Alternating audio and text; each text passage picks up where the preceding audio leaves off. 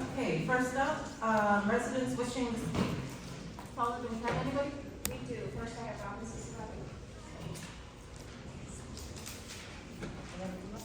You know the drill, address. Robin Cicerelli, 407 Brookfield Road, Mattydale. Good evening, everyone. I'd like to start by saying happy birthday to the Third Ward Councilor, Daniel Cicerelli. And while we're at it, Merry Christmas and Happy Hanukkah. We may have an Italian last name, but our Jewish mother from Brooklyn will never let us forget that we're Jewish too, and we made sure that that was always part of who we were. Daniel was elected to the Town of Salina Board at just 26 years old, serving 3 terms over 6 years. He became the second youngest person ever elected to office in the Town of Salina, and the youngest to ever hold the Third Ward Council seat. This alone is something to be proud of. What makes this moment even more meaningful is the history behind it. The Third Ward Council seat has been held by Cicerelli for 14 years, beginning when our father was elected in 2010 and sworn in on January 1st, 2011. And now the time has come, the torch is being passed. Over the past 6 years, Daniel has been a relentless advocate for the Third Ward community. He fought every day for the people he represented, even when politics got in the way, and when other board members allowed personal agendas to outweigh principle and community. Despite that, Daniel delivered real, lasting results. He helped secure a multi-million-dollar sound barriers along I-81 North and 7 North Street to Mattydale exit, funded by the state of New York. He helped bring over $1 million in Main Street grant funding from Onondaga County to Route 11 in Mattydale. He was a pioneer and true visionary in making sure the community center became what it was always supposed to be, and has worked tirelessly to help bring the Wizard of Oz Museum to where it all began, right here in Mattydale. But those are just the visible accomplishments, the real work. The work that matters most was the day-to-day problem solving, the phone calls returned, the doors knocked on. The residents helped when others were too busy, distracted or focused on headlines and photo ops. Those moments don't come with press releases, but they are the reason public service exists. I am confident that Daniel's work is not finished and that it will not be unrecognized by the people he served. And while I know you won't receive a proclamation, excuse me, and while I know you won't receive a proclamation, though you deserve one, I think I can speak for many, if not all, when I say,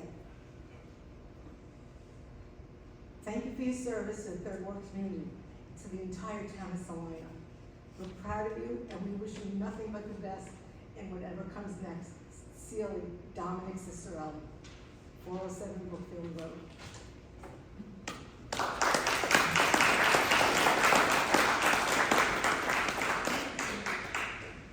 Anybody else? Next up, I have Jerry Cicerelli. Across his name.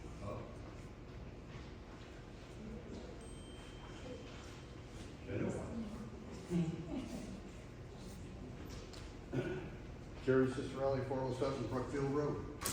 I want to echo the sentiments that Dominic presented tremendously.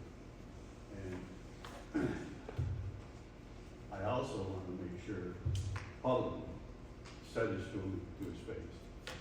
But as a former Third Ward councilor, taxpayer, citizen, community advocate, and most importantly, your father, I am proud of what you have done and served others, never thinking of yourself first. So that is a sentiment of what we did as parents, and he exemplified that, what every public servant should look to and how to serve. Others serve for themselves, but I can guarantee you we've had plenty of discussions. This person, against sometimes my advice, made sure he served the community first. Here. Thank you. Thank you.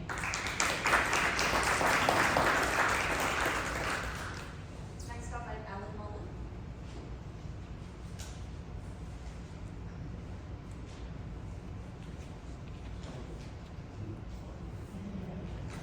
Ellen Mullen, 109 Richford Boulevard. Oh, the town supervisor's not here. Shocking. Where is the minutes from the December 11th Salina redevelopment for parcels? It was not included in the attachments to the agenda. And why were all the votes allowed to be on Big Lots parking lot when apparently the contract to buy the property wasn't approved yet? Wasn't that a code violation and not legal? And how much did the company that bought the property pay for it? Why do we have to submit a FOIL to obtain it? Thank you. Nobody else signed up? First one?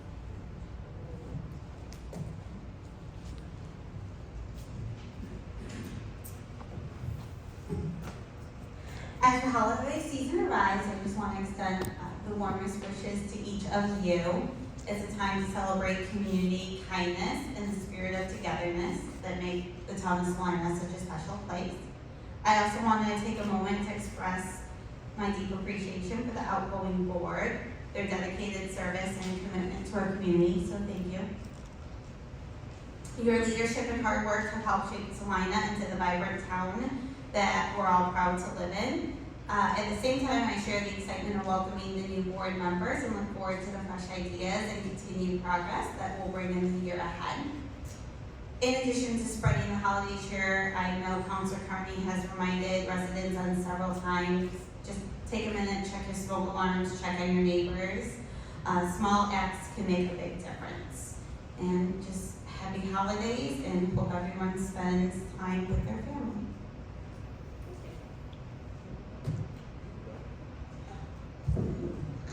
I want to reiterate what Haley said. Thank you for all your service and time on the board and getting us through some questions. And I also want to thank the other two that aren't here for their service. And I want to wish everybody a happy holidays. And I look forward to next year. January 12th meeting and our new board and new faces and new ideas. I think it's going to be great to work with everybody, and I'm excited.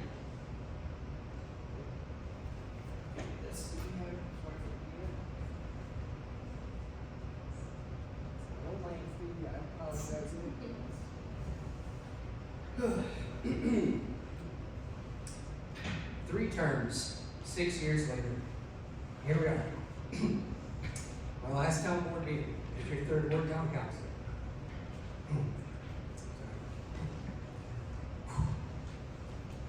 Originally, I was only going to have my final address be about some of the great things that you, the people, were able to accomplish by trusting me to be your voice. But after how last week's special town board meeting went down, let's have some fun, shall we?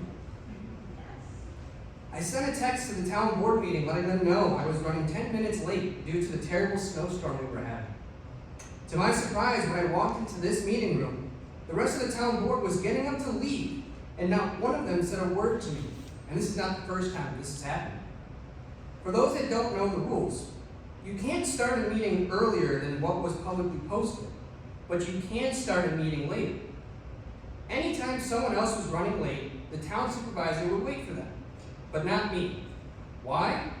Because I'm the only one on this board who speaks the truths that need to be told. The meetings last week started before the time that was publicly posted, and our town attorney allowed that to happen when we had been very strict on this in the past. I think the legality and validity of those votes made during those meetings need to be investigated. This entire year has been full of lies, bullying, and withholding information from me, all because the other members of this board cared more about getting elected and their own personal agendas rather than doing what was right for the people. Since I was not given the opportunity to speak on the agenda items at the special town board meeting, here are the comments I was going to make. The Big Lots land purchase. Did anyone authorize Nick to enter into negotiations for this? The Salina Redevelopment Corporation never held a meeting giving anyone permission to enter into any negotiations to lease or sell the property. The members of that corporation, which are the members of this town board, is a 501c3, can be held accountable for anything that's not done properly. For example, giving someone permission to store boats before any kind of agreement was made.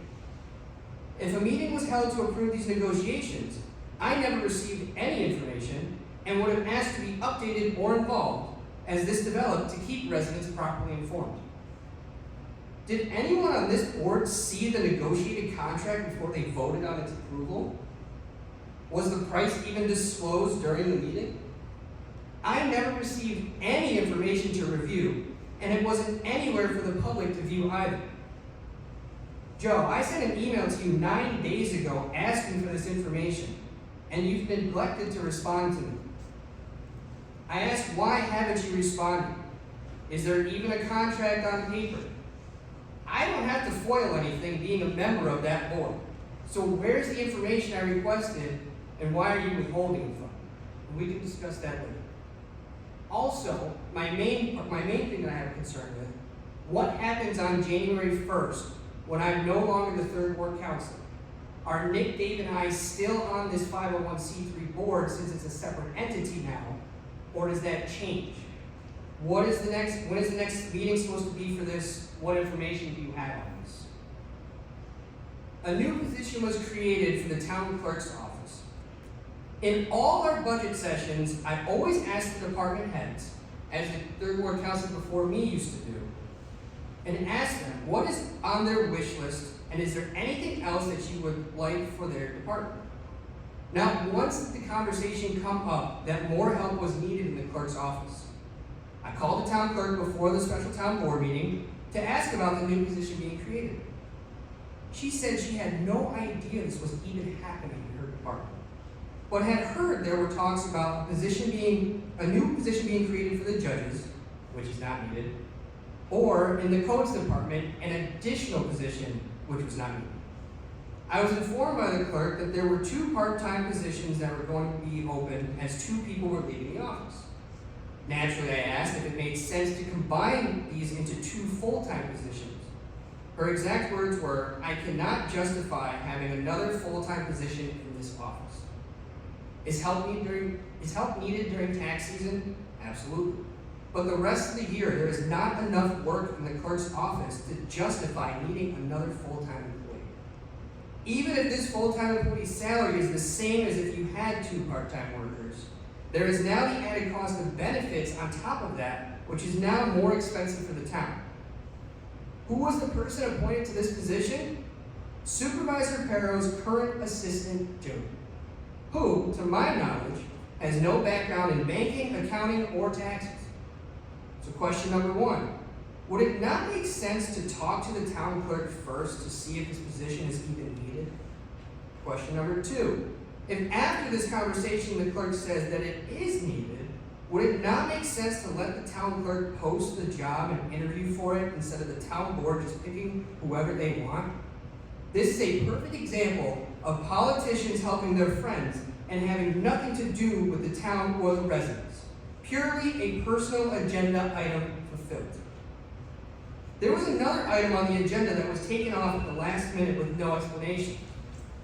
For those that don't remember, before Councilor Paul and Downs took their positions, an eminent domain case was brought to light and voted through at the last town board meeting before they took office. Another personal agenda item by Supervisor Perro to appease a large campaign donor. Has the town ever seen a bill for attorney fees for handling this case? Nope. Why, you ask?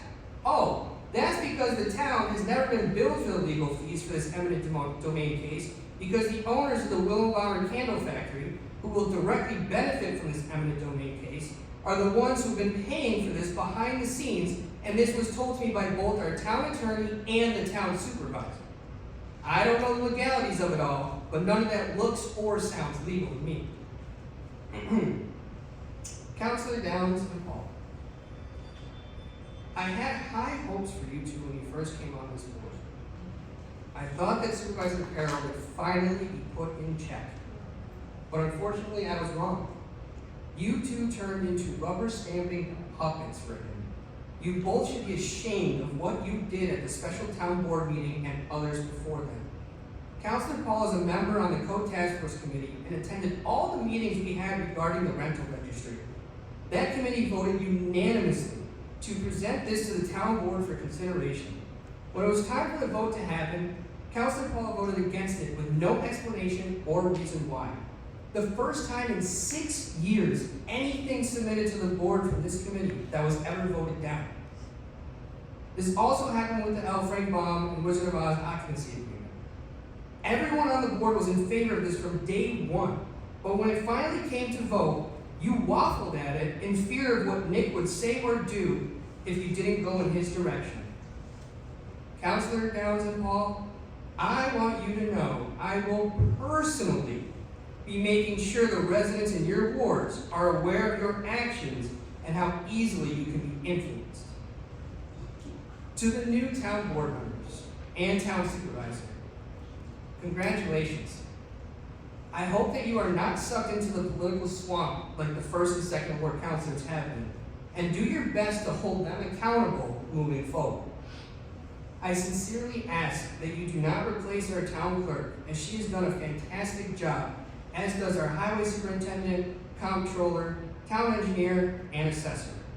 None of them have ever let politics dictate how they do their jobs, and I thank them all for that. However, I would highly recommend you look into a new town attorney and head of planning and development. They forgot they work for the entire town board, not just the supervisor. One last comment for our newly elected officials. Hold on to that passion you first had to make run for office. Stay as motivated as possible to keep doing what is right for the people and change the narrative of how politicians and government operates. This is not an easy job if you do it correctly. There are going to be days when you want to just walk away from it all, but there will always be that one situation when a resident thanks you when you need it most. Don't be the status quo, and the people will stay behind you. Fall into the swamp, and your days are numbered. Always remember, you work for the people. They do not work for you.